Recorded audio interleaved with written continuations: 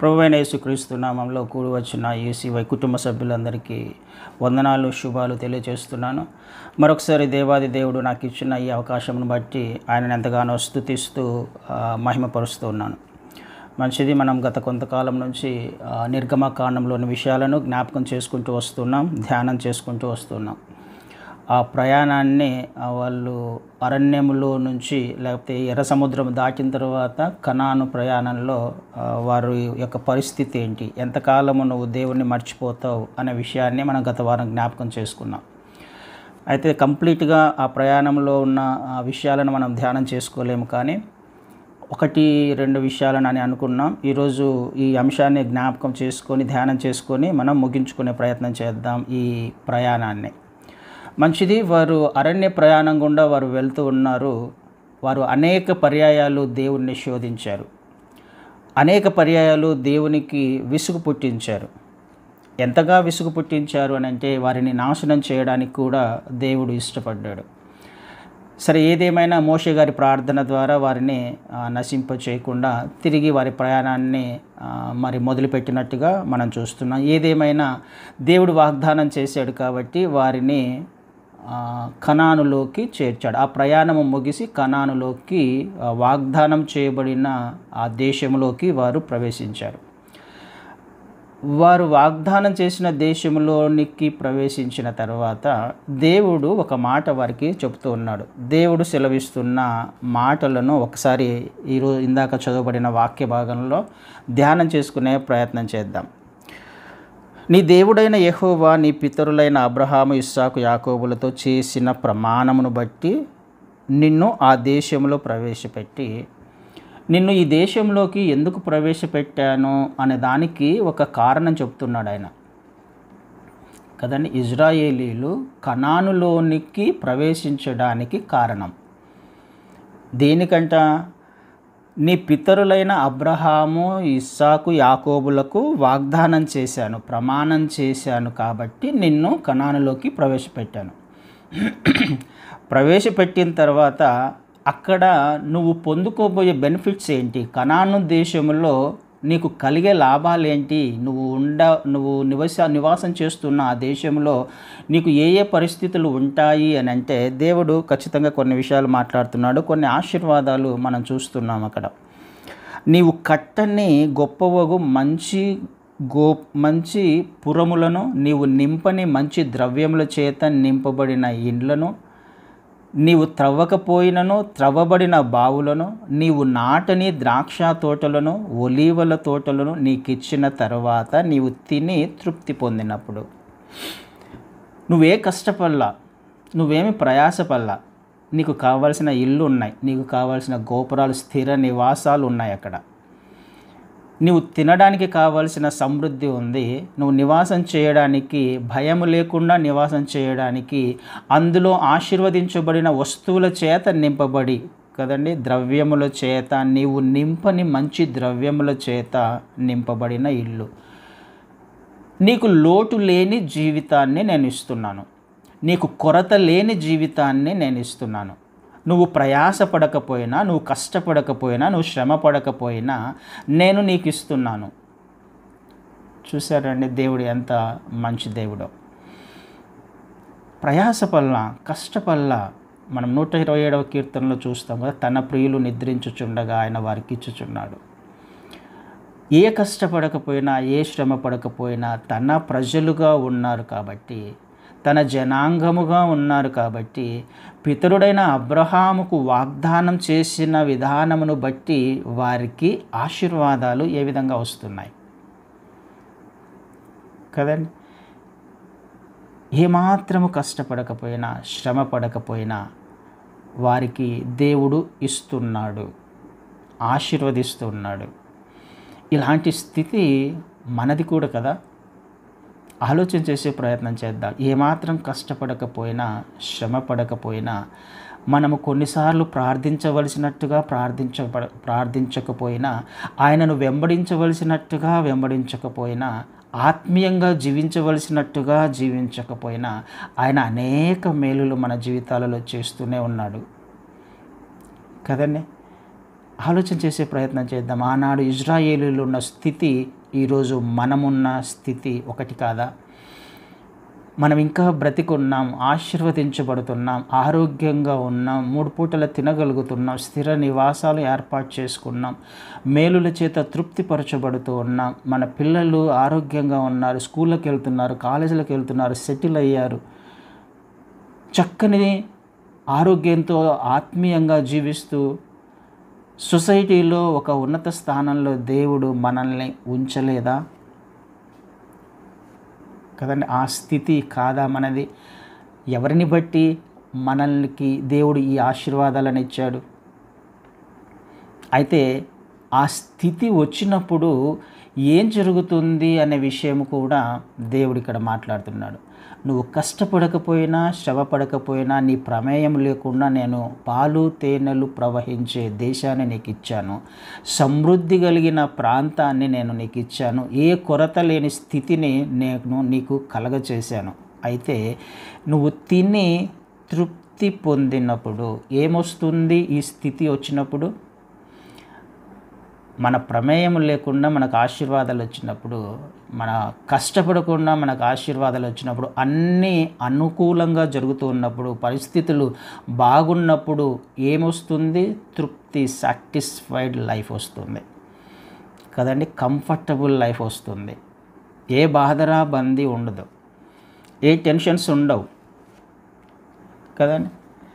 ఆ స్థితి వచ్చినప్పుడు ఏం జరిగే అవకాశం ఉంది అని అంటున్నాడు. అందుకని అక్కడ ఒక హెచ్చరికను మనం చూస్తూ ఉన్నాం. తృప్తి పొందినప్పుడు దాసుల గృహమైన ఐగుప్తులో నుండి నిన్ను రప్పించిన యెహోవాను మరవకుండా నీవు జాగ్రత్త పడుము. ఇది జరిగే అవకాశం ఉంది. ఇది జరిగే అవకాశం ఉంది కాదు, జరుగుతుంది ఖచ్చితంగా కదండి. కంఫర్టబుల్గా మనం ఉన్నాము అని అంటే, ఒక ఉద్యోగం ఉంది, ఒక వ్యాపారం ఉంది, లేకపోతే ఏ చింత లేని జీవితము ఉంది అని అంటే, ఖచ్చితంగా ఆ వ్యక్తి జీవితంలో జరిగే ఒక సంఘటన నీవు దేవుణ్ణి మరిచిపోయే అవకాశము ఖచ్చితంగా ఉంది. ఆశీర్వదించబడినప్పుడు దేవుడు చాలాసార్లు మనకి గుర్తుకురాడు. దేవుణ్ణి మరవకుండా జాగ్రత్త పడుము అంటున్నాడు. తృప్తి కలిగిన జీవితం వచ్చినప్పుడు, దేవుడు ఆశీర్వదించినప్పుడు దేవుణ్ణి మర్చిపోయే అవకాశము ఖచ్చితంగా ఉంది కదండి. ఒక్కసారి ఆలోచన చేసే ప్రయత్నం చేద్దాం. కంఫర్టబుల్ జోన్ ఎప్పుడైనా కానీ మనకు అపాయమే. సమృద్ధి కలిగిన జీవితము ఎప్పుడైనా ఆత్మీయ జీవితం జీవించడానికి అపాయమే. అలా ఉన్నాము అని అంటే మనము తప్పిపోయే అవకాశము, దేవుని చిత్తములో నుంచి తప్పిపోయే అవకాశము ఖచ్చితంగా ఉంది. ఈ విషయాన్ని అనేక పర్యాయాలు ఒకవేళ మీరు జ్ఞాపకం చేసుకున్నా, బైబిల్ని ధ్యానం చేసుకున్నా అనేక పర్యాయాలు మనం చూస్తాం. అనేక మంది జీవితాలలో మనం ఖచ్చితంగా చూస్తాం.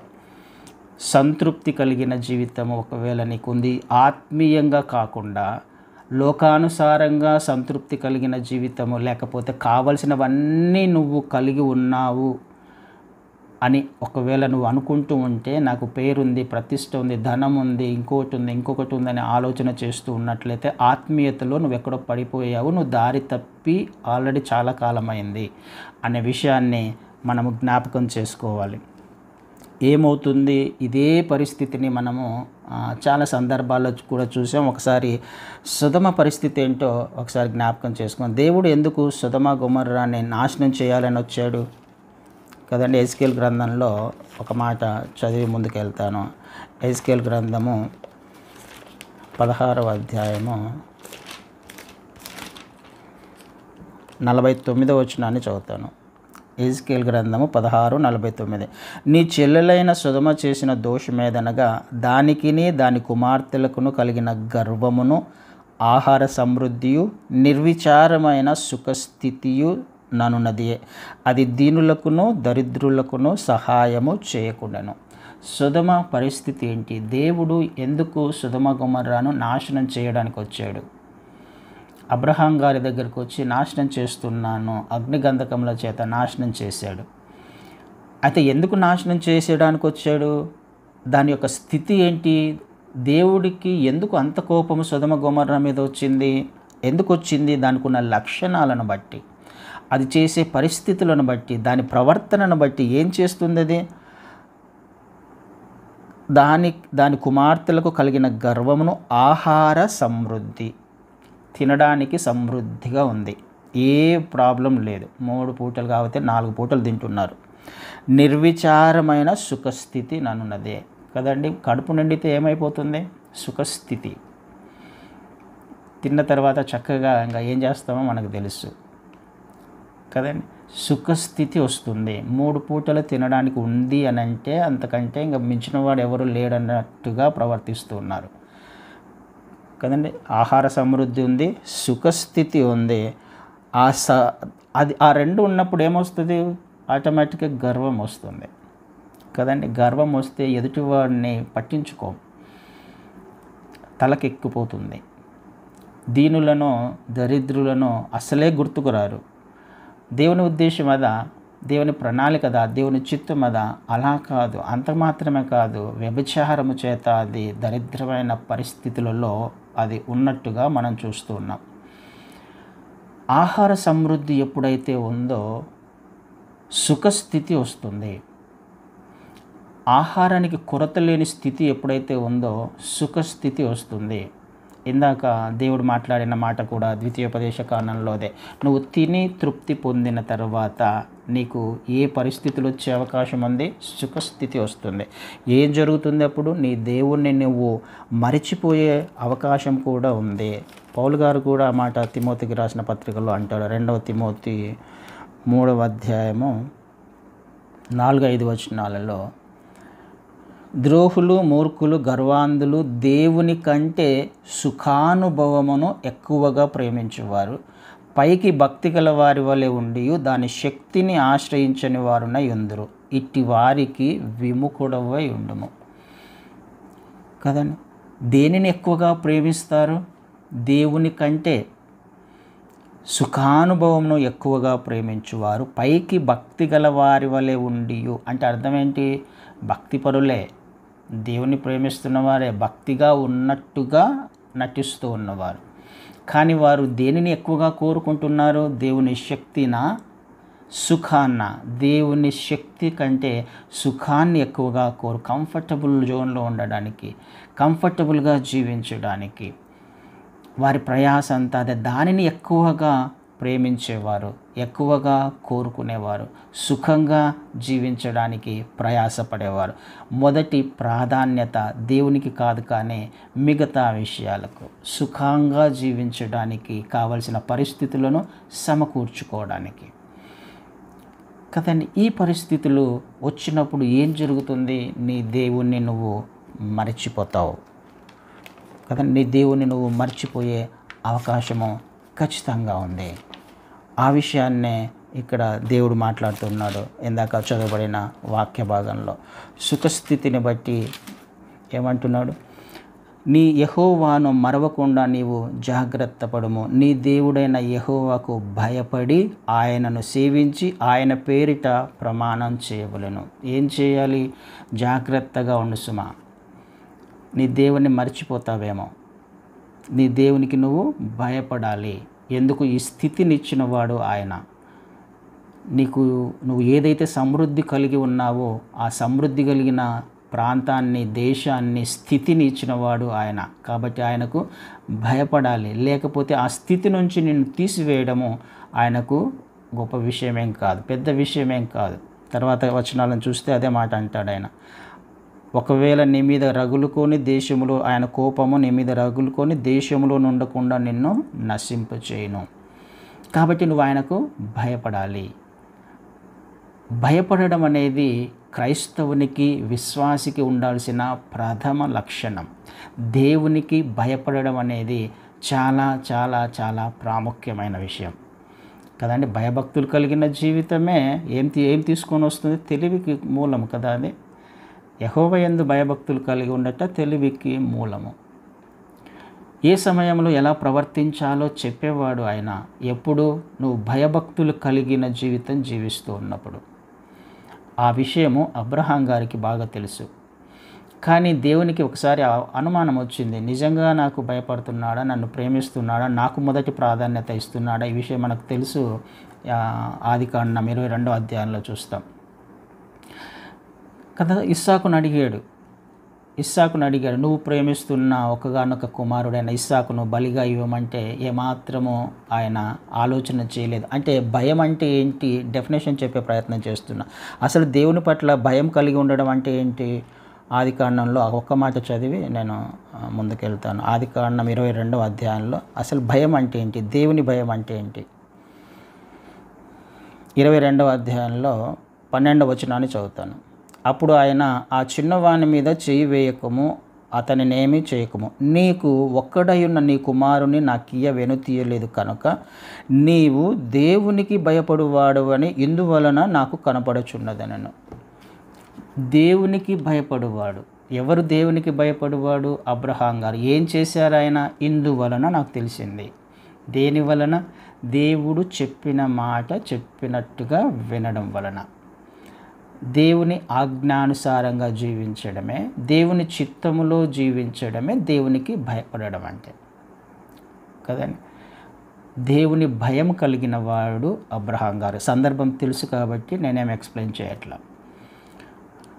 భయం అంటే అది మనం దేవుని భయభక్తులు కలిగి జీవిస్తున్నాము అని అనుకుంటుంటాం కదా. విశ్వాసులముగా, క్రైస్తవులముగా మనము దేవునికి భయపడుతున్నాము అని అనుకుంటున్నాం. నిజంగా భయపడుతున్నామా?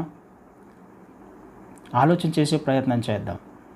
నిజంగా భయపడుతున్నామా? భయపడుతుంటే ప్రతి క్షణము కూడా, ప్రతి సమయములో కూడా, ప్రతి సందర్భంలో కూడా ఆయన మాటలు జ్ఞాపకం ఉండాలి. ఆయన ఎలా ప్రవర్తించమన్నాడో జ్ఞాపకం ఉండాలి కదండి. అబ్రహాం గారికి ప్రతి సందర్భంలో కూడా జ్ఞాపకము ఉన్నాడు. ఆయన దేవుని ఎదుట జీవిస్తున్నాడు అని కదా. దేవుని ఎదుట దేవుని మాట చొప్పున ఆయన జీవిస్తున్నాడు. ఈ విషయం యోసేపు గారి జీవితంలో కూడా మనకు అర్థమవుతుంది కదా. భయభక్తులు కలిగి జీవించడం అంటే పాపం నేను ఎలా నా దేవుని ఎదుట పాపం చేస్తాను? ఎవరి ఎదుట పాపం చేస్తాను అంటున్నాడు? దేవుని ఎదుట. అంటే అర్థం ఏమవుతుంది? యోసేపు గారు మాట్లాడుతున్న మాట మనకు తెలుసు. 39వ అధ్యాయం ఆదికాండంలో కదా. నా దేవుని ఎదుట నేను ఎలా పాపం చేస్తాను అని అంటున్నాడు. అంటే అర్థం ఏంటి? నేను, నా జీవితము నా దేవుని ఎదుట ఉన్నాయి అనే కదా. తను ఏం చేసినా అది నా దేవుడు చూస్తున్నాడు, నన్ను గమనిస్తూ ఉన్నాడు. ఈ స్థితిని తీసుకొచ్చింది ఆయన. అది నేను ఎలాంటి కఠినమైన పరిస్థితుల్లో వెళ్ళినా, జైలుకు వెళ్ళినా, లేకపోతే ఈ ఉన్నత స్థానంలో ఆయన నన్ను తీసుకొని వచ్చిన నా ప్రతి పరిస్థితిలో ఆయన నాకు తోడుగా ఉన్నాడు కాబట్టే నేను భయపడలేదు. ఏనాడు కూడా సనగలేదు, గొనగలేదు. ఏనాడు కూడా ఆయనకు వ్యతిరేకంగా జీవించలేదు. ఆ స్థితిని కలిగి ఉండాలి విశ్వాసిగా, క్రైస్తవులముగా. ప్రతి సమయంలో, ప్రతి సందర్భంలో దేవుడు నిన్ను, నన్ను, మనల్ని చూస్తున్నాడు, గమనిస్తున్నాడు. భయపడడం అంటే అది. ఎప్పుడు, ఎక్కడ, ఏ సమయంలోనైనా నా దేవునికి నేను వ్యతిరేకంగా మాట్లాడతానేమో, వ్యతిరేకంగా ప్రవర్తిస్తానేమో, చెప్పినది చేయకుండా జీవిస్తానేమో అనే భయం కలిగిన వారు ఆనాటి భక్తులందరూ కూడా కదండి. భయం అంటే అది. దేవుని భయం కలిగి ఉండడం అనేది చాలా ప్రాముఖ్యమైన. ఆ భయము లేకపోతే ఏమవుతుంది? సుఖస్థితి. ఆ భయం లేకపోతే దేవుణ్ణి మరిచిపోయే అవకాశము. అప్పుడు ఏమంటున్నాడు ఆయన? మీరు ఇతర దేవతలను, అనగా మీ చుట్టూనున్న జనముల దేవతలను సేవింపకూడదు. అంటే దేవుణ్ణి కాకుండా మిగతా వాటి మీద మీరు ఆసక్తి చూపించకూడదు. అది ఏ పరిస్థితి అయినా కావచ్చు. నీ మధ్యను నీ దేవుడైన యెహోవా రోషము గల దేవుడు కనుక నీ దేవుడైన యెహోవా కోపాగ్ని ఒకవేళ నీ మీద రగులుకొని దేశములో ఉండకుండా నిన్ను నశింపచేయును. ఆశీర్వదించిన వాడికి ఆశీర్వాదం తీసివేయడము గొప్ప పని అంటారా? కదండి. ఆలోచన చేసే ప్రయత్నం చేద్దాం. మనం ఉన్న స్థితిని బట్టి మనము అతిశయపడకూడదు. దేవుడు ఆశీర్వదించాలి అని అంటే ఇంకా హెచ్చిస్తున్నాడు నిన్ను, స్టెప్ బై స్టెప్, రోజు రోజుకు నిన్ను ఆశీర్వదిస్తున్నాడు అని అంటే అర్థం ఏంటి? నువ్వు ఇంకా భయపడుతూ ఎంతగా అణిగి ఉంటే, ఎంతగా తగ్గించుకుంటే అంతగా హెచ్చించబడతావు. దేవుడి చేత ఆశీర్వదించబడిన ప్రతి సేవకుడు కూడా, లేకపోతే ప్రతి విశ్వాసికి కూడా ఉండవలసిన లక్షణము, దేవుడు ఆశీర్వదిస్తున్నాడు అని అంటే భయపడాలి. బాధ్యత పెరుగుతుంది కదా. దేవుని చిత్తంలో నువ్వు ఉన్నావు అనే విషయం నీకు అర్థమైనప్పుడు దేవుడు నీకు ఏదో బాధ్యత ఇచ్చే ప్రయత్నం చేస్తున్నాడు. ఆ బాధ్యత ద్వారా అనేక మంది రక్షించబడాలి, అనేక మంది ఆయన రాజ్యంలోకి రావాలి, అనేక మంది దేవుని తెలుసుకోవాలి. అది ఏ విధంగా నువ్వు ఆశీర్వదించబడినా, అది ఫిజికల్గా ఆశీర్వదించబడుతున్నావా, ఆత్మీయంగానా, లేకపోతే ఆర్థికంగానా, ఇంకొక పరంగానా, బలములోన బలగములోన, ఏ విధంగా నువ్వు ఆశీర్వదించబడినా, ప్రమోషన్ విషయంలోన, అక్కడ నీ కొరకు దేవుడు ఏవో కొన్ని సత్క్రియలను దాచిపెట్టి ఉంచాడు. అక్కడ నువ్వు ఆశీర్వదించబడాలి. అక్కడ ఆశీర్వదించబడినప్పుడు అనేక మంది నీ ద్వారా దేవుని తెలుసుకోవడానికి ఆయన ఆశీర్వదిస్తున్నాడు. అంతేకాని సుఖస్థితి కొరకు కాదు, నీ జీవితాన్ని కంఫర్టబుల్గా లీడ్ చేసుకోవడానికి కాదు అని దేవుడు మాట్లాడుతున్నాడు. ఎందుకు?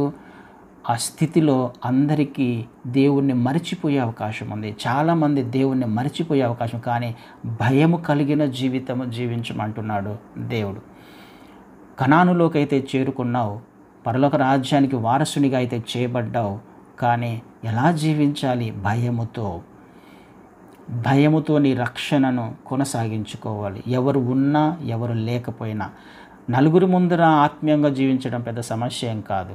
సంఘములో ఆత్మీయంగా జీవించడం పెద్ద సమస్య కాదు. నా దేవుడు నన్ను చూస్తున్నాడు ప్రతి క్షణం అని యోసేపులా ఎవరు ఉన్నా ఎవరు లేకపోయినా నన్ను చూస్తున్నాడనే భయం కలిగిన జీవితం అనేది చాలా ప్రాముఖ్యము. లేకపోతే ఇది మనకు అపాయము, క్రైస్తవులకు అపాయము. ఆయన కోపము మన మీద రగులుకునే అవకాశం ఉంది, ఇచ్చిన ఆశీర్వాదాలను తీసివేసే అవకాశం ఉంది. కాబట్టి ఇది నేను చెబుతున్న మాటలు కాదు, దేవుని లేఖనాలలో రాయబడిన మాటలు. ఆలోచన చేసే ప్రయత్నం చేద్దాం. వారిని, ఇజ్రాయేలీయులను కనానులోకి ఎందుకు చేర్చాడో దేవుడు వారిని బట్టి కాదు, మనకు ఆశీర్వాదాలు దేవుడు ఎందుకు ఇస్తున్నాడో ఏదో మన మీద గొప్పవాళ్ళమని కాదు. ఆ మాటని ఆయననే ఇంకొకసారి 9వ అధ్యాయంలో అంటాడు. ద్వితీయోపదేశ కాండము 9వ అధ్యాయంలో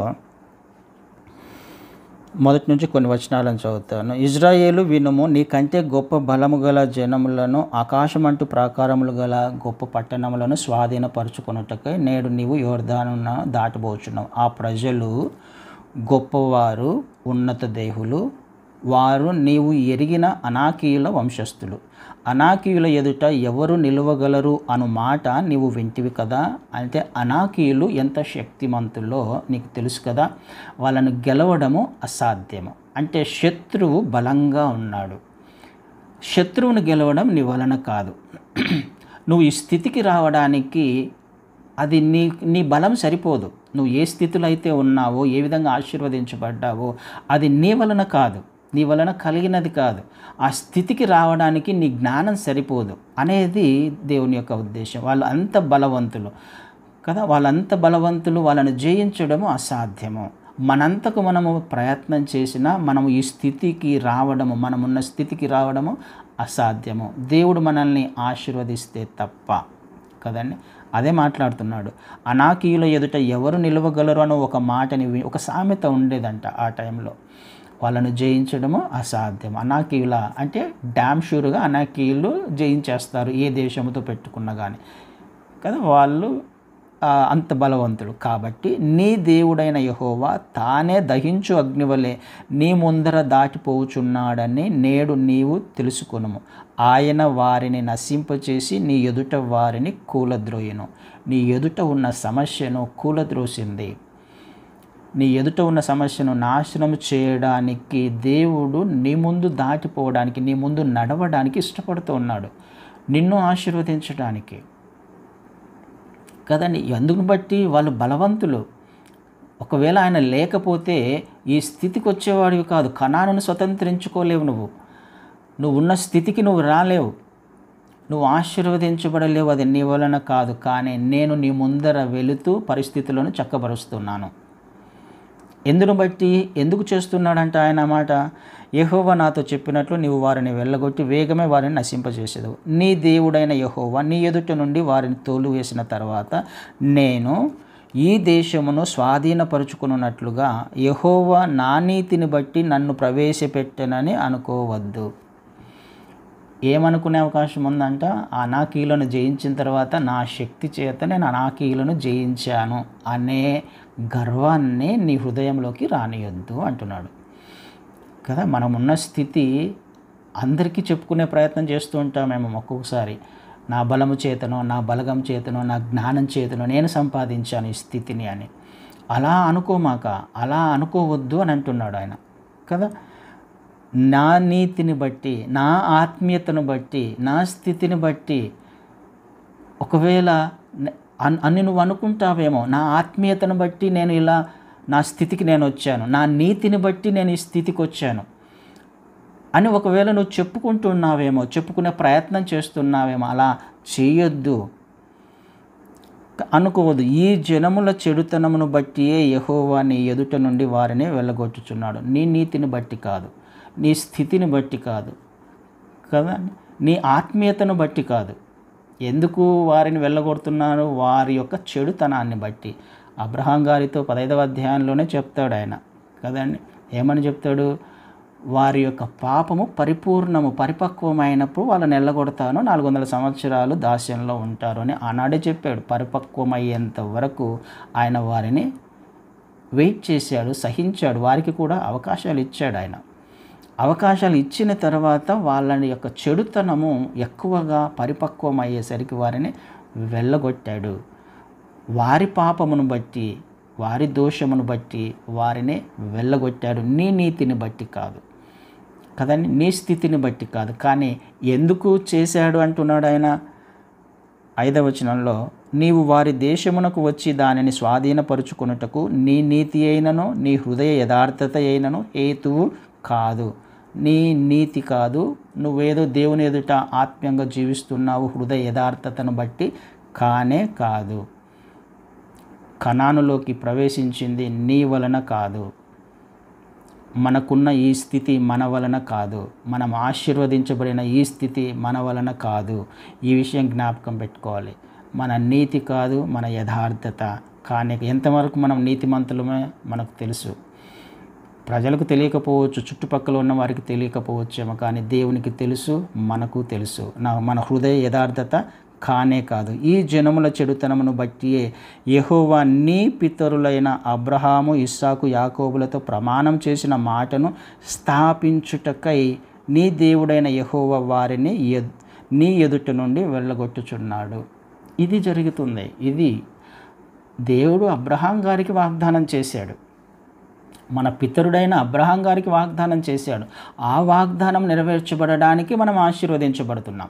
అబ్రహాముకు పిల్లలుగా, కుమారులుగా, కుమార్తెలుగా పిలువబడడానికి ఆయన మనల్ని ఆశీర్వదిస్తున్నాడు. మన నీతి కాదు, మన యథార్థత కాదు. అందుకనే ఎవరము కూడా అతిశయపడడానికి వీల్లేదు. భయపడాలి ఆయన మాటలకి, ఆయన వాక్యానికి. ఆ భయం లేకపోతే సుఖస్థితి వస్తుంది. సుఖస్థితి వస్తే గర్వం వస్తుంది. గర్వం వస్తే మనల్ని అక్కడి నుంచి ఆయన వెళ్ళగొట్టే అవకాశం ఉంది. మనకు ఇవ్వబడిన స్థితి దేవుని కనికరము, దేవుడు మన పితరులకు చేసిన వాగ్దానము. మనల్ని బట్టి ఎట్టి పరిస్థితులలో కానే కాదు అనే విషయాన్ని మాత్రం ఎట్టి పరిస్థితుల్లో మనము జ్ఞాపకం చేసుకోవాలి. ప్రతి క్షణం కూడా ఆయన కనికరం ఉంటే, ఆయన బ్రతుకు అంటే మనం బ్రతుకుతూ ఉన్నాం కదండి. ఆయన ప్రొటెక్షన్ ఉండడం వలన, ఆయన కాపుదల ఉండడం వలన బయటికి వెళ్ళిన వారము క్షేమంగా ఇంటికి రాగలుగుతున్నాం కదా. మనం ఏదో చక్కగా డ్రైవింగ్ చేసామనో, లేకపోతే చాలా టాలెంటెడ్ పర్సన్స్ అనో, ఇంకొకటనో కాదు మనం క్షేమంగా ఇంటికి వచ్చేది. ఆయన కాపుదల వలన, ఆయన కనికరం వలన మనకి ఇవ్వబడిన స్థితి కేవలము ఆయన కృప, ఆయన కనికరము. ఈ విషయము ప్రతి క్షణము నీకు, నాకు, మనకు అందరికీ జ్ఞాపకం ఉండాలి. దేవుడు మనల్ని ఏర్పాటు చేసుకున్నాడు. మనమేదో గొప్ప వాళ్ళము, గొప్ప జనాంగమని కానే కదా. ఆ విషయం కూడా ఆయన ఇక్కడే అంటాడు. 7వ అధ్యాయంలో, ద్వితీయోపదేశకాండం 7వ అధ్యాయంలో 6వ వచనం చదివితే, నీవు నీ దేవుడైన యెహోవాకు ప్రతిష్ఠిత జనము, నీ దేవుడైన యెహోవా భూమి మీదనున్న సమస్త జనముల కంటే నిన్ను ఎక్కువగా ఎంచి నిన్ను తనకు స్వకీయ జనముగా ఏర్పరచుకొనెను. మీరు సర్వజనముల కంటే విస్తార జనమని యెహోవా మిమ్మను ప్రేమించి మిమ్మను ఏర్పరచుకొనలేదు. సమస్త జనము కంటే మీరు లెక్కకు తక్కువే కదా. దేవుడు నిన్ను ఎందుకు ఏర్పాటు చేసుకున్నాడు? నువ్వేదో గొప్పవాడివనో కాదు, లేకపోతే నీకేదో బలం ఉందనో, బలగం ఉందనో, జ్ఞానం ఉందనో కాదు. నువ్వు గొప్ప జనాంగమనో నేను నిన్ను ఏర్పాటు చేసుకోలే. ఆలోచన చేయి, నీ చుట్టుపక్కల ఉన్న జనాంగం కంటే నీ జనము గొప్పదా? కానే కాదు కదా. అదే అంటున్నాడు, నువ్వు గొప్ప జనాంగం ఏం కాదు. నువ్వు అందరూ ఇంకా చాలా గొప్ప జనాంగం ఉన్నారు, కానీ నేను నిన్ను ఏర్పాటు చేసుకున్నాను. అది అదృష్టం కదా. దేవుడు నిన్ను మనల్ని ఎన్నుకున్నాడు, ఏర్పాటు చేసుకున్నాడు. లోకంలో నుంచి ఏర్పరచబడ్డాం మనం అని అంటే ఎంత అదృష్టము. ఇంతమంది లేనికి బాధ్యత, ఇంతమందికి లేని ధన్యత నీకు నాకు ఆయన ఇచ్చాడు కదండి. ఆయన ఏర్పాటు చేసుకున్నాడు మనల్ని, ఆయన రక్షించుకున్నాడు, ఆయన కనికరము, ఆయన దిగి వచ్చాడు, ఆయన తగ్గించుకున్నాడు, ఆయన శిలువ మరణం పొందాడు. ఆయన కనికరం వలన మనం రక్షించబడ్డాం. మన మీద గొప్ప వాళ్ళమని ఆయన మనల్ని రక్షించలేదు కదండి. మనకేదో టాలెంట్ ఉందనో లేకపోతే అర్హతలు ఉన్నాయనో ఆయన మనల్ని రక్షించలేదు. అదే అంటున్నాడు ఇజ్రాయేలుతోనే, లెక్కకు తక్కువే కదా. అయితే యెహోవా మిమ్మను ప్రేమించువాడు కనుక, తాను మీ తండ్రులకు చేసిన ప్రమాణమును నెరవేర్చువాడు కనుక, యెహోవా బాహుబలము చేత మిమ్మను రప్పించి దాసుల గృహంలో నుండి, ఐగుప్తు రాజైన ఫరో చేతిలో నుండి మిమ్మను విడిపించెను. మన బానిస బ్రతుకు నుంచి, లోకములోని కోపము, ఆవేశము, ద్వేషము, లోకములోని ఆశల చేత నింపబడిన స్థితిలో నుంచి, కూరుకుపోతున్న స్థితిలో నుంచి ఆయన మహా కనికరం చేత అబ్రహాము గారికి, లేకపోతే మన పితరులకు చేసిన వాగ్దానం ద్వారా, లేకపోతే నీ గురించి, నా గురించి, మన గురించి ఎవరో చేసిన ప్రార్థన మన కుటుంబాలలో, వారిని బట్టి నువ్వు నేను మనం రక్షించబడ్డాం. వారిని బట్టి నువ్వు నేను మనం ఈ స్థితిలో ఉన్నాం. అంతేగాని మన జ్ఞానమనో, మన యథార్థతనో, మన నీతి అనో కానే కాదు. ఈ విషయము జ్ఞాపకం చేసుకునే ప్రయత్నం చేద్దాం ప్రతి క్షణం కూడా కదండి. మనం రక్షించబడ్డాం. ఎందుకు భయపడాలి, ఎందుకు జ్ఞాపకం చేసుకోవాలి అని అంటే సుఖస్థితి వచ్చే అవకాశం ఉంది. మనమున్న స్థితిని బట్టి మనకు సుఖస్థితిని వచ్చే అవకాశం ఉంది. అది దేవుని కోపాన్ని మన మీద తీసుకొచ్చే అవకాశం ఉంది. మనము శిక్షకు గురయ్యే అవకాశం ఉంది. కాబట్టి ఆలోచన చేద్దాం, ఏనాడు కూడా దేవుణ్ణి మర్చిపోకుండా ఉండే విధంగా నీవు నేను మనమున్న స్థితికి కారణం నువ్వయ్యా, నా స్థితికి కారణం నువ్వు కదా. ఇది అనుక్షణము జ్ఞాపకం పెట్టుకున్నప్పుడు, భయపడుతూ ఉన్నప్పుడు దేవుని చిత్తానుసారంగా, దేవునికి మహిమకరంగా మనమున్న ప్రదేశంలో, మనమున్న ఉద్యోగంలో, మనమున్న వ్యాపారంలో, మనం ఎక్కడైతే ఉన్నామో అక్కడ ఆయనకు మహిమకరంగా జీవించే అవకాశం ఉంది. ప్రతి క్షణము భయపడాలి, ఆయన దేవుడని జ్ఞాపకం పెట్టుకోవాలి, ఆయనను మర్చిపోకూడదు. ఆ స్థితిలో మనమందరము ఉండాలని, అటు కృప దేవుడు మనందరికీ దయచేయాలని కోరుకుంటూ దేవుడి చిన్న వాక్యాన్ని దీవించి ఆశీర్వదించును గాక. Amen. Thank you brother, thank you so much.